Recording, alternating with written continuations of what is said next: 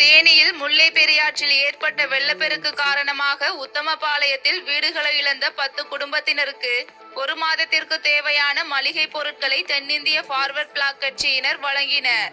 மேலும் செய்தியாளர்களிடம் பேசிய அக்கட்சியின் தேனி மாவட்ட பொதுச் செயலாளர் தெய்வம், பாதிக்கப்பட்ட மக்களுக்கு அனைத்து கட்சியினரும் கட்சி பாகுபாடின்றி உதவி செய்ய வேண்டும் என தெரிவித்தார். ஒரு 50 குடும்பத்துக்கு மேல சேதாரம் ஆயிருக்கு. அந்த சேதாரம் ஆனது எனக்கு நேற்று தெரிய வந்து இன்னைக்கு நான் வந்து பார்க்க வந்தேன். ஒரு 15 குடும்பத்துக்கு எங்களால முடிஞ்ச உதவி அரிசி சாப்பாடுகள் எங்களால கொடுத்தோம். இங்க வந்து பார்த்ததுக்கு அப்புறம் தான் தெரிஞ்சு இன்னும் ஒரு 60-70 குடும்பம் வந்து பக்கத்துல தங்கியிருக்காங்க. நாங்க அதுக்கு வந்து வாழ்வாதாரத்துக்கு உண்டான பொருள்கள் நாங்க கொண்டு வரல. எங்களால முடிஞ்சது ஒரு 10-20 குடும்பத்துக்கு தான் கொண்டு வந்திருக்கோம். நாங்க 10 குடும்பத்துக்கு கொடுத்துட்டு இங்க ஒரு 10 குடும்பத்துக்கு கொடுக்க வந்திருக்கோம்.